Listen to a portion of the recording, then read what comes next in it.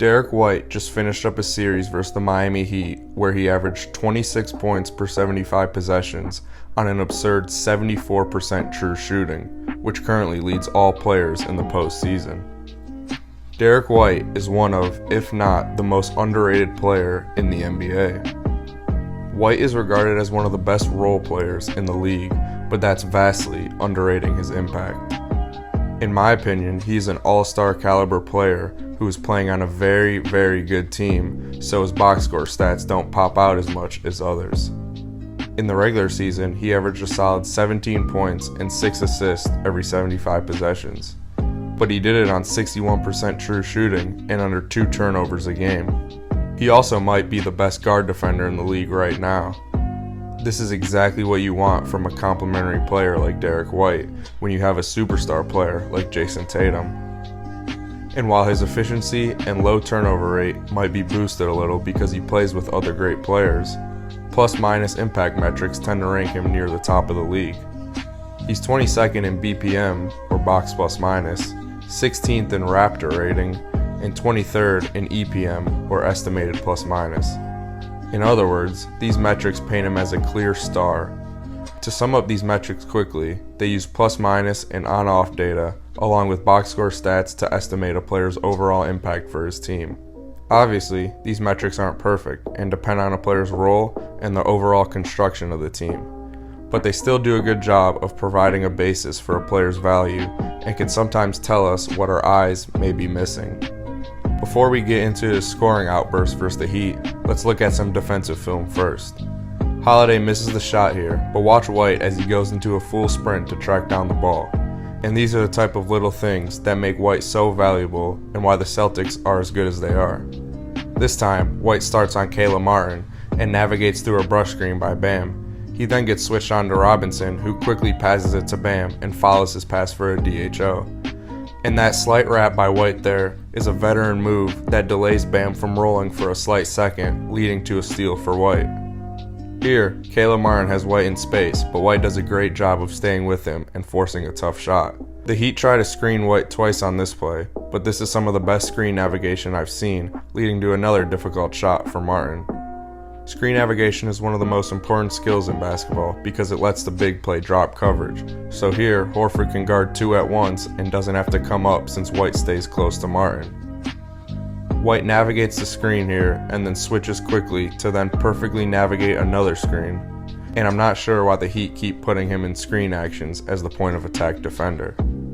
This time, White is denying Patty Mills the ball, and Mills can't get any separation. White even finishes the play by making textbook contact with Mills when the shot goes up and grabbing the rebound. White is also always in perfect position. Here, he helps off his man, but still gets a great closeout with his 6'8" wingspan. His off-ball defensive fundamentals are some of the best I've seen. He's constantly looking back and forth at the ball and his man while pointing things out and communicating switches. Here's another one where White switches 2 different times in the same possession. And how exactly are you supposed to score on that defense? Jaquez is coming full speed off the screen, and again, the Celtics just switch it, and White's quick hands knock it away. White's on-ball defense is just smothering, and at 6'4" with a 6'8" wingspan, White averaged 1.2 blocks per game in the regular season.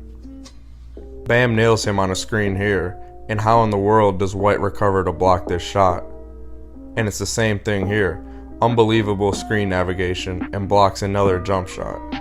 I could watch Derrick White defensive film for hours, but let's move into his underrated and high IQ offensive game. White shot nearly 40% from 3 this season, and that went up to 48% in round 1. He can catch and shoot, he can shoot off movement, and he can shoot off the dribble. Here's a little pin down action they run for him as he comes off the screen and nails the 3. And while he's not necessarily the most explosive athlete, his ability to shoot and ability to play with pace enables him to get to the rim as well. But it's his ability to always be in the right spot and share the court with other great players is what really makes him great. Here, he makes a great cut and Drew finds him for a dunk. The very next possession, it's literally the exact same thing. And this off-ball hesitation by White to get open for the dunk is just filthy. He doesn't need the ball and doesn't take anything away from his teammates. but he can also get his if needed. He's simply a winning player. And just like how he can use his size on defense against smaller guards, he can do the same on offense. Here, he hits Patty Mills with a spin move, then absorbs the contact and finishes with a floater. That size also lets him shoot over small guards. Mills is on him again, and White hits him with a mean step back to his right. Obviously, White isn't the Celtics' primary creator, but he's more than capable of creating shots for his teammates and always makes the right reads, as shown in his low turnover rate. White makes a simple read here and hits Porzingis out of the pick and pop after the Heat send two at him. This time, White does a great job of playing with pace off the screen and hits Horford with the lob pass. Here's another simple drive and kick, never looking to do too much or force bad shots. There's not much else left to say about White's passing and playmaking, except that he always makes the simple play, which is exactly what you want out of a complimentary player like White. After breaking down the film, it's clear why some impact metrics value him the way they do.